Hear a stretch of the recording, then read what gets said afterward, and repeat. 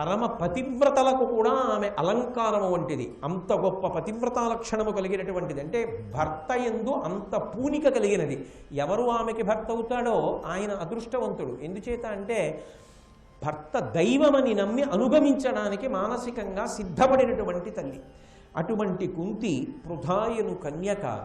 ఆమెకి పుట్టింట్లో ఉన్న పేరు పృథ కదూ. ఆ పృథ అధిక వీరుడై, చాలా గొప్ప వీరుడై ఈ భూమినంతటినీ జయించినటువంటి మహారాజు, మహానుభావుడు. పరనరేంద్ర పరిభావి పాండు భూవరుడు. పరరాజులందరినీ కూడా జయించినటువంటి పాండురాజు అనబడేటటువంటి ఒక మహోత్కృష్టమైనటువంటి రాజు స్వయంవరానికి వచ్చాడు. అంటే ఆమెకు స్వయంవరం ప్రకటించాడు తండ్రి కుంతిభోజుడు. నీకు నువ్వుగా పరిణతితో నీకు నచ్చిన భర్తని ఎంచుకోమన్నాడు. అందరూ వచ్చి కూర్చున్నారు. స్వయంవరంలో ఆమె వరమాల పాండురాజు మెడలో వేసింది. పాండురాజుతో వివాహమైంది. ఇప్పుడు ఆమె మనసునకు తగిలినటువంటి గాయం కొద్దిగా మానింది. ఇప్పుడు ఈయన కలుక్కుమంటుంది, కానీ చాలా మటుకు గాయం మానిపోయింది. ఎందుకని? ఒక స్త్రీ జీవితంలో ఏ పెద్ద మలుపు తిరగాలో ఆ పెద్ద మలుపు తిరిగింది. తాను సౌజన్యశీల, పాండురాజు చాలా గొప్పవాడు. కేవల పరాక్రమమే కాదు, ఆ రోజుల్లో అందరు రాజుల్ని ఓడించాడు. అఖండ భూమండలాన్ని పరిపాలించాడు, భారతావనినంతటిని. అన్నగారు జాత్యంతుడైనప్పటికీ ధృతరాష్ట్రుణ్ణి అంత ప్రేమతో చూశాడు. ధృతరాష్ట్రుడు కూడా ఆ రోజుల్లో పాండురాజు పట్ల అంత ప్రేమతో ఉండేవాడు. బంధువుల్ని ఆదరించాడు. భార్యతో ఎంత ప్రేమగా ఉండేవాడు. అంత సంతోషంగా కాలం గడిచిపోతోంది. ఎంత కష్టం ఉన్నా భర్త భార్య దగ్గరే సేద తీరిపోతాడు. అసలు అదేమి విచిత్రమో కానీ పసితనంలో పసిబిడ్డడు అమ్మ యొక్క స్పర్శకి ఎలా సేద తీరుతాడో భార్య భర్త యొక్క స్పర్శలో సేద తీరిపోతుంది. భర్త భార్య యొక్క స్పర్శలో సేద తీరుతాడు.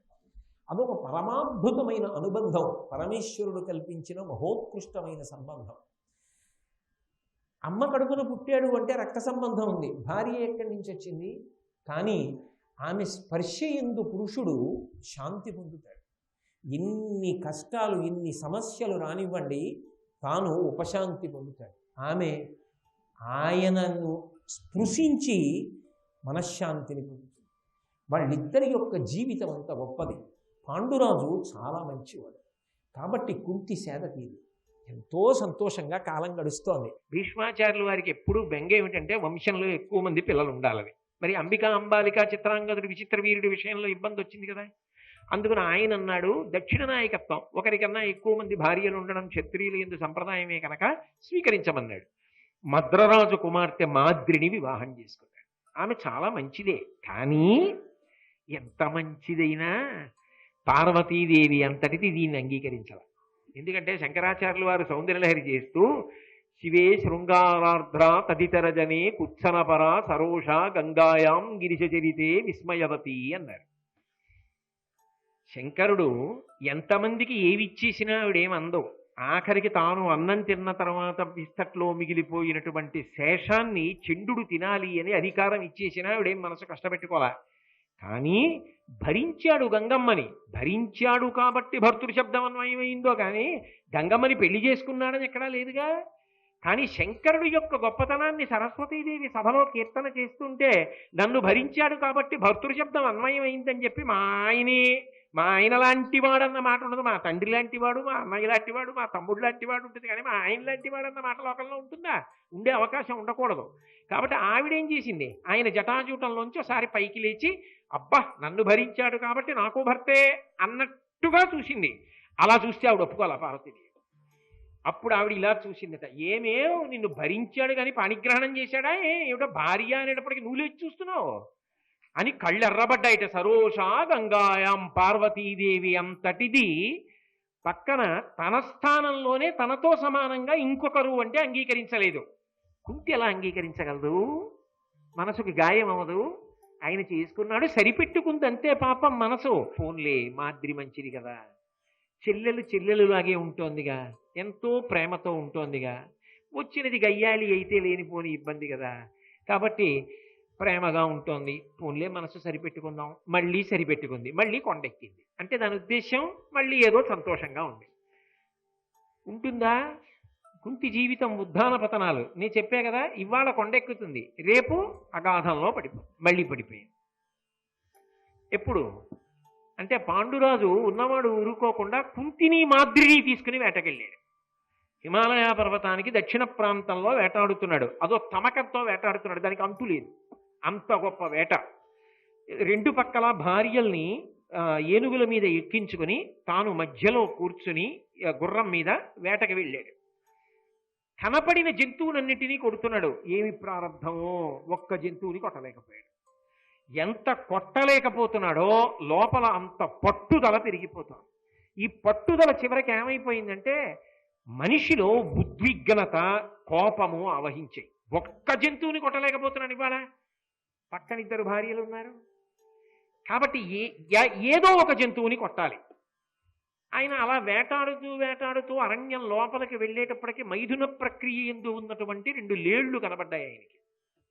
ఆ 2 లేళ్ల వంక చూశాడు. చూసి అయ్యో అవి మిథునంలో ఉన్నాయి కాబట్టి ఇప్పుడు మనం బాణప్రయోగం చేయకూడదు అన్న విషయాన్ని విస్మరించి జంతువు కాబట్టి కొట్టవచ్చు అని చెప్పి బాణప్రయోగం చేసి రెండిటిని చంపేశాడు.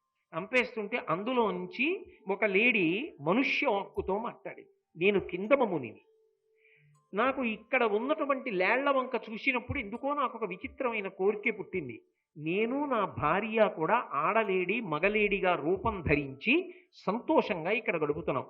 మైథున ప్రక్రియ ఎందు ఉన్నటువంటి జంతువుని, పారిపోతున్నటువంటి జంతువుని, ప్రాణాపాయంలో ఉన్న జంతువుని, ఈనుతున్నటువంటి జంతువుని కొట్టకూడదుగా, నీకు వేట నియమం తెలీదా?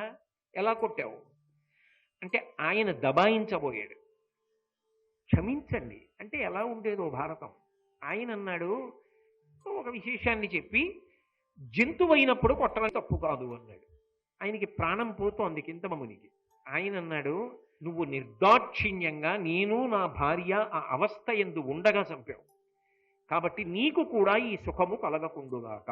నీ భార్యల యందు నువ్వు అనురక్తిని పొంది వారితో రమించకుందువుగాక. ఒకవేళ నువ్వు ఏ భార్యతోనైనా రమించే ప్రయత్నం చేస్తే ఉత్తర క్షణమునందు నీ ప్రాణములు పోవుగాక. ఏ భార్యని ఆ దృష్టికోణంతో స్పృశించావో ఆమె కూడా మరణించుగాక. ఇప్పుడు కుంతి మాద్రి ఇద్దరి జీవితాలు ఏమయ్యాయి? వేటకెళ్ళినవాడు పాండురాజు, ఉద్రిక్తతని పొందినవాడు పాండురాజు, బాణప్రయోగం చేసినవాడు పాండురాజు, శాపం పొందినవాడు పాండురాజు. కానీ శాపం సమానంగా తగిలింది ఎవరికి?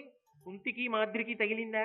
నిండు యవ్వనంలో ఉన్నటువంటి ఆ భార్యలిద్దరూ భర్తకి తగిలిన శాపానికి ఏమైపోయారు? ఇద్దరూ మనసు పరమేశ్వరుని యందు పెట్టి యోగినులుగా బ్రతకవలసినటువంటి అవసరం ఏర్పడిపోయిందా లేదా? ఇప్పుడు మళ్ళీ పర్వతం నుంచి ఎక్కడికి పడిపోయింది? మళ్ళీ అగాధంలోకి పడిపోయింది. కుంతిదేవి జీవితానికి ఉన్నటువంటి విశేషం.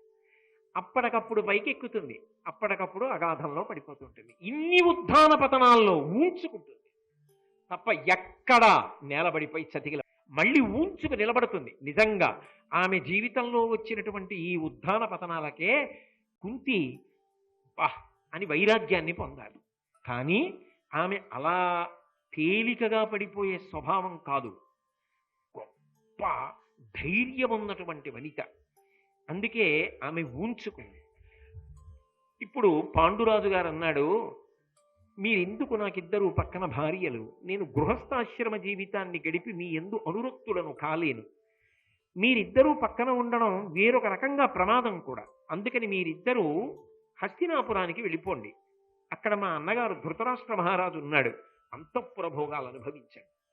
నేనిక్కడ తపస్వినై ఉండిపోతాను.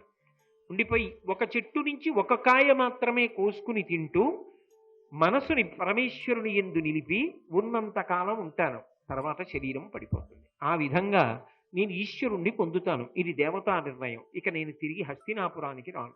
ఎందుకు చేత? ఆయనని చూస్తే గొల్లుమంటారు మిగిలిన వాళ్ళందరూ. మళ్ళీ వంశం ఏది? ఇదే కదా పెద్ద గొడవ ఎప్పటి నుంచో భారతంలో. చిత్రాంగద విచిత్ర వీర్యుల విషయంలో సంతానం లేకుండా వెళ్ళిపోతేనే కదా పాపం సత్యవతీదేవి అంత బెంగెట్టుకుని వేదవ్యాసుల వారి వలన ధృతరాష్ట్రుడు పాండురాజు పుట్టేటట్టుగా అయింది. మళ్ళీ పాండురాజుకు మళ్ళీ ఇబ్బంది వచ్చేసి మళ్ళీ వంశానికి సమస్య. మళ్ళీ సత్యవతీదేవి ఏడుస్తుందా ఇంటికెడితే? అందుకని అంబిక అంబాలిక ఏడుస్తారా? ఇంత కష్టపడి కన్నవాడు మళ్ళీ వంశం నిలబెట్టడానికి ఉపయోగకరం కాకుండా అయిపోయాడా? అందుకని రాను, ఇక్కడే తపస్సు చేసుకుంటా, మీరిద్దరు వెళ్ళిపోండి అన్నాడు. మళ్ళీ కొత్త సమస్య వచ్చింది. అసలు ఆయన పక్కన ఉంటే ఓ సమస్య, వెళ్ళిపోదామంటే ధర్మ సంబంధమైన సమస్య. భర్తని విడిచిపెట్టి అంతఃపురానికి లే భోగం అనుభవిస్తారు? అది కులకాంతలు చేసే పనేనా? ఆమె అంది, ఏమిటయా పాండురాజా ఈ మాటలు, నిన్ను విడిచిపెట్టి అంతఃపురానికి వెళ్ళిపోవా? మేము అక్కడ సంతోషంగా ఉండవా? చావు రేవు నీతో పాడిదే మా జీవితం. మేము కూడా తపస్సులోనే ఉంటాం, ధర్మపత్నమై నీకు చెయ్యవలసినటువంటి పరిచర్యలు చేస్తాం. నువ్వు తపస్సు ఎందు మనసు పెట్టు, మేము తపస్సు ఎందు మనసు పెడతాం. ఎంత పెద్ద కష్టానికి లోనైపోయింది ఇప్పుడు! ఇంత పెద్ద కష్టానికి లోనై అనుగమించింది ఇద్దరు, కుంతి మాద్రి కూడా. ఇప్పుడు పాండురాజు గారు శ్రీరామాయణంలో రామచంద్రమూర్తి అరణ్యవాసానికి వెళ్ళిపోయినప్పుడు సీతమ్మ తల్లి ఆ ముళ్ళల్లో, డొంకల్లో, అడవుల్లో రాముడితో పాటు వెళ్ళినట్టుగా ఎంత దూరం నడిచి వెళ్ళారో తెలుసా అరణ్యవాసంలో? భారతంలో ఏదో పాండురాజు గారు అనేటప్పటికీ చటుక్కుని 4 మాటలు చెప్పి ఊరుకుంటాం. కానీ నిజానికి నాగశైలము అన్న పర్వతాన్ని దాటారు, చైత్రరథము అన్న పర్వతాన్ని దాటారు, పరిషేణము అన్న పర్వతాన్ని దాటారు, హిమవంతాన్ని దాటారు, గంధమాదనము అనబడేటటువంటి పర్వతాన్ని దాటారు. తర్వాత ఇంద్రజుమ్నము అనబడేటటువంటి ఒక పెద్ద కొలను, ఆ కొలను దాటి వెళ్ళిపోయారు. తర్వాత హంసకూటాన్ని దాటారు. తర్వాత శతశృంగము అని ఒక పర్వతం. ఆ శతశృంగ పర్వతం మీద అనేక మంది మునులు తపస్సు చేసుకుంటున్నారు. అక్కడికి వెళ్ళి పాండురాజు గారు కూడా తపస్సు చేసుకుంటున్నారు. కుంతి మాద్రి కూడా ఆయనకి సహకరిస్తున్నారు. ఇలా సహకరిస్తూ ఆయన తపస్సు చేస్తున్నటువంటి రోజులలో ఒకానొక రోజున ఒక విచిత్రమైనటువంటి విశేషం కనపడింది. ఏమిటి ఆ విచిత్రమైనటువంటి విశేషము అంటే, అక్కడ ఒక మహర్షుల యొక్క గుంపు, అనేక మంది మహర్షులు స్వర్గలోకం వైపుకి ప్రస్థానం చేస్తూ వెళ్ళిపోతున్నారు. వాళ్ళని పాండురాజు అడిగాడు, మీరందరు ఎక్కడికి వెడుతున్నారు, ఎందుకు వెడుతున్నారు అని అడిగాడు. ఇది పర్వం, ఇవాళ అమావాస్య. అమావాస్య తిథి నాడు అందరం వెళ్ళి చతుర్ముఖ బ్రహ్మగారి యొక్క సభలో ఆసీనులమై బ్రహ్మదర్శనం చేస్తాం. అందుకని మేము బ్రహ్మగారి దర్శనానికి బ్రహ్మలోకం వెడుతున్నామన్నారు. అంటే ఇద్దరు భార్యలతో కలిసి పాండురాజు అన్నాడు, నేను కూడా బ్రహ్మసభకి వస్తానని బయలుదేరాడు. ఋషులు అన్నారు, ఇది ఎత్తుగా పల్లంగా ఉండేటటువంటి చాలా కఠినమైన దారి, నువ్వు నడవగలవేమో, కానీ కోమలమైన శరీరములు కలిగినటువంటి నీ భార్యలిద్దరూ నీతో కలిసి రాలేరు. అందుకని అక్కడికి చేరడం మీకు సాధ్యమైన విషయం కాదు, అందుకని రావద్దు, ఉండిపో అంటాడు. కానీ పాండురాజుకి మనసులో ఒక అనుమానం వచ్చింది, నాకు ఇప్పటికి సంతానం లేదుగా, సంతానం లేనప్పుడు అసలు స్వర్గద్వారాన్ని దర్శనం చేయలేనుగా, పైగా అపుత్రస్య గతిర్నాస్తి, పున్నామ నరకాన్ని దాటనగా, కొడుకులు లేరుగా, కాబట్టి అసలు నాకు ఉత్తమ గతులేవి అని ఆయన ఒక ధార్మికమైన ఆలోచన చేశాడు. 4 రుణాలు ఉన్నాయి మనిషికి అన్నాడు. ఇది ఎక్కడా లేదు. 3 రుణాలే చెప్తారు, రుణత్రయము అని 3 రుణాలు చెప్తారు. దేవరుణము, పితృరుణము, ఋషి రుణము అని 3 రుణాలు. మనిషిగా జన్మించిన వాడు ఈ 3 రుణాలు తీర్చుకోవాలి అంటారు. కానీ మహాభారతంలో వ్యాస భగవానుడు 4వదైనటువంటి రుణాన్ని తీసుకొచ్చాడు, మానవ రుణము అని. ఇది తీర్చుకోమని చెప్పడం కాదు, వ్యాసుడు స్వయంగా ఆచరించి చూపించాడు. మనిషి ముందు తీర్చుకోవలసినటువంటి రుణం దేవరుణం. దేవరుణాన్ని తీర్చుకోవాలి అంటే యజ్ఞయాగాది క్రతువులు చెయ్యాలి, అగ్నిముఖంగా హవిస్సునివ్వాలి. ఆ హవిస్సు తీసుకున్నటువంటి దేవతలు తృప్తి చెందుతారు. కాబట్టి యజ్ఞయాగాది క్రతువులను చేసి దేవరుణాన్ని తీర్చుకుంటాడు. 2వ రుణం ఋషి రుణం. ఋషి రుణం తీర్చుకోవాలి అంటే స్వాధ్యాయం చెయ్యాలి, వేదం చదువుకోవాలి. వేదం చదువుకోలేకపోతే మహాభారతాన్ని చదువుకుంటే స్వాధ్యాయం చేసినట్టే, పంచమ వేదం కదా. అథవా రామాయణం, భాగవతం ఇటువంటి గ్రంథాలని రోజు కొంతసేపైనా చదువుతున్నా, వాటి గురించి కొంతసేపైనా చెప్తుంటే స్వాధ్యాయం చేసినట్టే, వేదం చదువుకుంటున్నట్టే, రుణం తీరిపోతుంది ఋషులది. అలాగే ఇంద్రియ నిగ్రహాన్ని పాటించాలి. అన్ని వేళలా ఇంద్రియములు చెలించిపోతే, సాధన లేకపోతే అది అర్థం లేని జీవితం అయిపోతుంది. ఇంద్రియ నిగ్రహాన్ని ప్రయత్నపూర్వకంగా పాటించాలి. కాబట్టి ఈ 2 కారణముల చేత, స్వాధ్యాయము చేత, ఇంద్రియ నిగ్రహము చేత ఋషి రుణం తీరుతుంది. పితృరుణం ఒకటి ఉంటుంది. ఆ పితృరుణం తీరాలి అంటే తన యొక్క శరీరం కలగడానికి తల్లిదండ్రులు ఎలా కారణభూతులయ్యారో అలా తాను కూడా బిడ్డల్ని కని రుణాన్ని తీర్చుకోవాలి. కాబట్టి బిడ్డల్ని పొందితే తప్ప పితృరుణం తీరదు. పితృరుణం తీరకపోతే ఉత్తమ లోకవాసాన్ని అంగీకరించరు. రుణం ఉండిపోయింది కాబట్టి. నాలుగవది మనుష్య రుణం. మనుష్య రుణం అంటే సమాజంలో ఉన్నటువంటి సాటి మనుషులందరికీ కూడా రుణపడిపోతాడు. కాబట్టి సాటి మనుషులందరికీ కూడా ఈ రుణం తీర్చుకోవాలి. ఎలా తీర్చుకోవాలి అంటే దయచేత తీర్చుకోవాలి. అవతలవాడు ఒక తప్పు చేశాడని నువ్వు చెలరేగిపోవడం కాదు, ప్రేమతో దయతో నిజంగా తప్పు చేసినా కూడా వారికి బోధ చేసి వారు ఆ తప్పు చెయ్యకుండా వారిని సన్మార్గంలోకి తీసుకెళ్లే ప్రయత్నం చెయ్యాలి.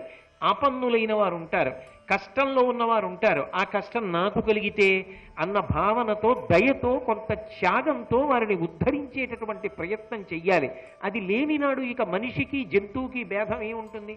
దయ అన్న మాట ఉండవలసిన అవసరం లేనిది మృగం, దయతో బ్రతకవలసిన వాడు మనిషి. అందుకని సమాజము పట్ల దయని చూపించలేకపోతే, తన చుట్టూ ఉన్నటువంటి ప్రాణుల యందు తనకి దయ లేకపోతే మనిషి పుట్టినప్పటికీ మనుష్య రుణాన్ని తీర్చుకోనట్లే. నాలుగవ రుణాన్ని భారతంలో వ్యాసుడు ప్రతిపాదించాడు.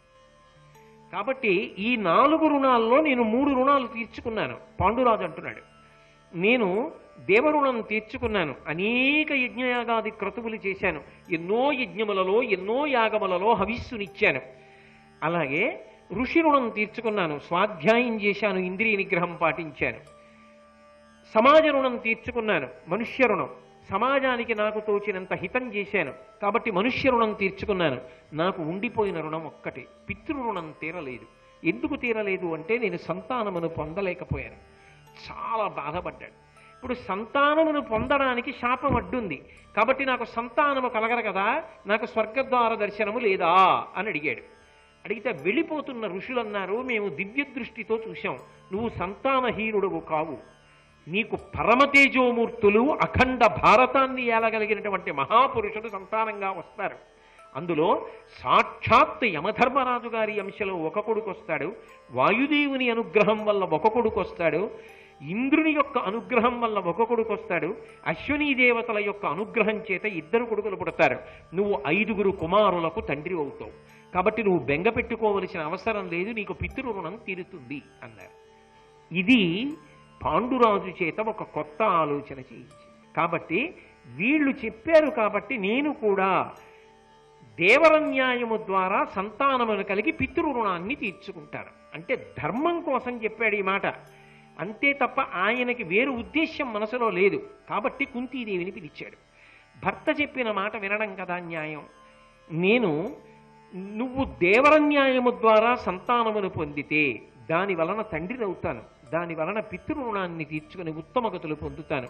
కమలముల వంటి నా 2 చేతులు కైమోడ్చి నిన్ను నమస్కరించి ప్రార్థన చేస్తున్నాను కుంతి, నేను తండ్రిని అయ్యేటట్టుగా అనుగ్రహించు అన్నాడు. ఆమె అంది, కుదరదు, కానీ ఒక్క అవకాశం ఉన్నది. ఇప్పుడు మళ్ళీ ఎంత అగాధంలో పడిపోయిందో అంత పర్వత శిఖరం ఎక్కుతోంది. ఎందుకని? అప్పటికి ఇంకా గాంధారికి బిడ్డలు పుట్టల. కుంతి పెద్దది అంటే పాండురాజు భార్యలలో తనకి ముందు కొడుకు పుట్టడానికి అవకాశం లభించింది. అంటే భర్తకి మనశ్శాంతిని కల్పిస్తోంది. ఇప్పుడు దుర్వాసో మహర్షి ఇచ్చినటువంటి వరం పనికొస్తోంది. కమలముల వంటి నా 2 చేతులు కైమోడ్చి నిన్ను నమస్కరించి ప్రార్థన చేస్తున్నాను కుంతి, నేను తండ్రిని అయ్యేటట్టుగా అనుగ్రహించు అన్నాడు. ఆమె అంది, కుదరదు, కానీ ఒక్క అవకాశం ఉన్నది. ఇప్పుడు మళ్ళీ ఎంత అగాధంలో పడిపోయిందో అంత పర్వత శిఖరం ఎక్కుతోంది. ఎందుకని? అప్పటికి ఇంకా గాంధారికి బిడ్డలు పుట్టల. కుంతి పెద్దది అంటే పాండురాజు భార్యలలో తనకి ముందు కొడుకు పుట్టడానికి అవకాశం లభించింది. అంటే భర్తకి మనశ్శాంతిని కల్పిస్తోంది. ఇప్పుడు దుర్వాసో మహర్షి ఇచ్చినటువంటి వరం పనికొస్తోంది. ఇప్పుడు పనికి రావడంలో సంతోషం కలుగుతోంది. ఎందుకని? పెళ్ళి అయిపోయిన తర్వాత భర్త అనుమతితో కంటోంది ఇప్పుడు ఆ మంత్రం ద్వారా సంతానాన్ని. ఇప్పుడు బెంగలేదు.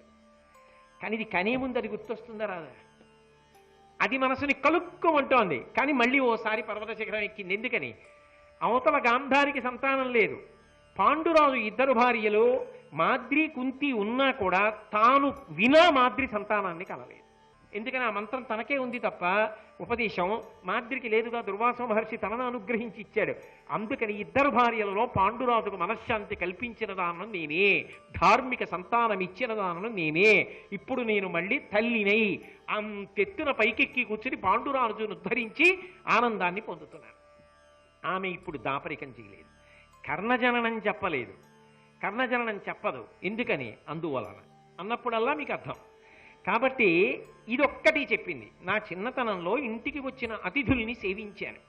అలా సేవించినప్పుడు దుర్వాసో మహర్షి కూడా వచ్చారు, వారిని సేవించాను. ఆయన ఎంతో ఆనందపడి, అమ్మా ఎప్పుడైనా నేను ఇచ్చిన ఈ మంత్రాన్ని నువ్వు ఎవరైనా దేవతని ఉద్దేశించి మనసులో పలికితే ఆ దేవత వచ్చి నీకు సంతానాన్ని అనుగ్రహిస్తాడు. కాబట్టి ఇప్పుడు నేను దేవతలని ప్రార్థన చేసి కుమారులను పొందగలను, నీ ఆజ్ఞ వలన మాత్రమే. నువ్వు కొడుకులు కావాలంటున్నావు కాబట్టి అంది. ఆయన అన్నాడు, ఎంత చల్లటి వార్త చెప్పావు కుంతి, నాకు పితృరుణం తీరుతుంది. నువ్వు ధర్మదేవతని ప్రార్థన చెయ్యి. ఎందుకో తెలుసా? లలితాంగి, ఎల్లలోకంబులు ధర్మమునందు నిలుచు. ఎంత ధర్మానురక్తి కలిగిన వాడు పాండురాజో, ఎంత ధర్మానురక్తి కలిగినది కుంతిదేవో మీకు అర్థమవుతోంది. తప్ప గాడి తప్పిన మనుష్యులు కారు వాళ్ళు. కాబట్టి ఎల్లలోకంబులు ధర్మమునందు నిలుచు, పొలుపుగా ధర్మంబు తలుపుమా. అతడు మరి వేల్పుల లోపల పెద్ద ధర్మమున సత్యమున. ధర్మదేవత ఉన్నాడే ఆయన మహానుభావుడు. అసలు ఈ లోకములన్నీ ధర్మములోనే నిలబడ్డాయి. ఆ ధర్మమే సత్యము, సత్యమే ధర్మము. ధర్మము వలన సత్యము కలుగుతుంది. సత్యం ఉన్నది అంటే ధర్మమును, ధర్మము వలన సత్యమునకు వెళ్ళాడు. కాబట్టి ధర్మం అంటే కదలికలండి. కదలిక లేని స్థితి సత్యము. నేను ఎలా బ్రతకాలో అలా బ్రతుకుతున్నాను అనుకోండి. ఒక మంచి కొడుకుగా, ఒక మంచి భర్తగా, ఒక మంచి అన్నగా, ఒక మంచి తమ్ముడిగా, ఒక మంచి పౌరుడిగా, ఒక మంచి భక్తుడిగా భగవంతుడు చెప్పినట్టు బ్రతికాను అనుకోండి, అదే చివరికి మోక్షమునకు కారణమవుతుంది. మోక్షము కదలిక లేని స్థితి. ధర్మము సత్యమునకు దారితీస్తుంది. సత్యము అంటే ఇక మార్పు లేని స్థితి, అదే మోక్షము. కాబట్టి అటువంటి ధర్మము మీద సత్యము కూడా ఆధారపడి ఉంది. కాబట్టి ధర్మదేవతని ప్రార్థన చెయ్యి, ఆయన వలన నువ్వు మొదటి కుమారుని పొందెదవుగాక. ఆమె ఏం చేసింది? ఆ పుట్టవలసినటువంటి పిల్లవాడు పాండురాజు కుమారుడే. దేవరన్యాయంతో దేవతలని ప్రార్థన చేసి మంత్రాధిష్టాన దేవతల యొక్క అనుగ్రహంతో మంత్రం వలన పొందుతోంది. ఇంత దూరం ఆలోచించి ఇచ్చాడు దుర్వాసో మహర్షి మహానుభావుడు. భర్తకి ప్రదక్షిణం చేసింది. ప్రదక్షిణం చేసి దుర్వాసో మహర్షికి నమస్కరించి, ధర్మదేవతకి నమస్కరించి మంత్రాన్ని మనసులో తిప్పింది. ధర్మదేవత ప్రత్యక్షమయ్యాడు. అమ్మా నీకు వరం ఇస్తున్నానమ్మా, నా అంశలో నీకు కుమారుడు కలుగుతాడు అన్నాడు. ఆమె గర్భమును ధరించింది. 1 సంవత్సర కాలం, 10 నెలల కాలం పూర్తయిపోయింది. 10 నెలల కాలం పూర్తయిపోయిన తర్వాత సమస్త లోకములు సంతోషించేటట్టుగా అనేకానేకమైనటువంటి శుభశకునములు కనపడుతుండగా, దేవతలందరూ పరమానంద పడిపోతుండగా, భూమి మీద సమస్త ప్రాణులు నిర్హేతుకమైన ఆనందాన్ని పొందుతుండగా, జ్యేష్ఠ నక్షత్రంలో చంద్రుడు ప్రకాశిస్తుండగా అష్టమి తిథి నాడు ధర్మరాజు గారు పుట్టాడు.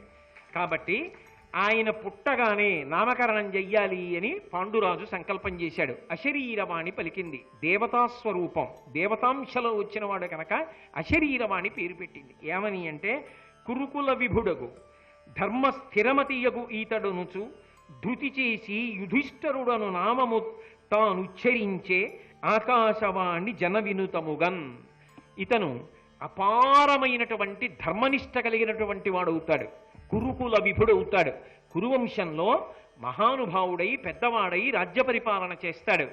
ఎన్ని కష్టములు రానివ్వండి, ఎంత ఇబ్బందులు పడనివ్వండి, ధర్మము కాపాడుతుంది అన్న పూనికతో, ధైర్యంతో ధర్మాన్ని పట్టుకుంటాడు తప్ప ధర్మాన్ని ఎన్నడూ విడిచిపెట్టాడు. అంత నిశ్చయాత్మకమైనటువంటి బుద్ధి ధర్మమునందు కలిగినటువంటి పిల్లవాడు కనుక ఈ పిల్లవాడికి యుధిష్ఠరుడు అని నామకరణం చేస్తున్నానని అశరీరవాణి పలికింది. కొడుకు పుట్టాడు అన్నది ఒక సంతోషమైతే, ఆయనకి ఉన్నటువంటి రుణాలలో అప్పటి వరకు తీరకుండా మిగిలిపోయినటువంటి రుణం పితృరుణం. ఆ పితృరుణాన్ని తీర్చుకున్న కారణం చేత ఉత్తమ గతులను పొందడానికి నేను అర్హతని సంపాదించుకున్నానని అలా తాను పితృరుణం తీర్చుకోవడానికి దోహదపడినటువంటి ఇల్లాలైనటువంటి కుంతీదేవి వంక చూసి అపారమైన సంతోషాన్ని వెలిబుచ్చాడు. కొంతకాలం అయిన తరువాత కుంతీదేవిని పిలిచి ఒక మాట అన్నాడు. నిరుపమ కీర్తి పాండు ధరణీపతి వెండియు కుంతి చూచి అంబురుహదళాక్షి ఇంక ఒక పుత్రు ఉదార చరిత్రు ఉత్తమ స్థిర జవసత్తు అయ్యనిలదేవు దయంజనియింపు పెంపుతో కురుకుల రక్షకుండ తడగున్ బలవద్భుజ విక్రమోన్నతిన్. ఓ కుంతి, ధర్మ దేవత యొక్క అనుగ్రహం చేత పెద్ద కుమారుడైనటువంటి ధర్మరాజుని పొందావు. అయితే ఇందులో పాండురాజు యొక్క దూరదృష్టి అవగతమవుతుంది. ఎందుచేత అంటే ఒక్క కొడుకుతో పాండురాజు గారు తృప్తి పొందుతాడు అని నమ్మకం లేదు. ఎందుచేత అంటే ధర్మశాస్త్రాన్ని అనుసరించి ఒకరికన్నా ఎక్కువ కొడుకులు ఉండడం మంచిది. సందర్భం అవకాశం ఉన్నాయి కనుక అందులో ఋషులు చెప్పి ఉన్నారు కాబట్టి నీకు దేవతల వలన 3 సంతానం కలుగుతారు అని, మాద్రి వలన 2, మొత్తం 5 సంతానాన్ని పొందుతావు అని చెప్పి ఉన్నారు కాబట్టి ఆయన ఇంకా కుమారులను పొందుతాననేటటువంటి దృఢ నిశ్చయంతో ఉన్నాడు. కానీ పెద్ద కుమారుణ్ణి పొందేటప్పుడు ఇంద్రుడి వలన కానీ వాయువు వలన కానీ వేరొక అంశలతో కానీ సంతానాన్ని పొందమని ఆయన కుంతిని ఆజ్ఞాపించలేదు. మొట్టమొదట ధర్మదేవత వలన సంతానమును పొందు అన్నాడు. ఆయనకి తెలుసు తాను జీవించి ఉన్నప్పటికీ కూడా ఇక రాజ్యం చేయడానికి వెనక్కి రావడం కానీ భోగం అనుభవించడం కానీ సాధ్యమయ్యే విషయాలు కావు. శ్రీ ఉమామహేశ్వర పరబ్రహ్మార్పణమస్తు. స్వస్తి.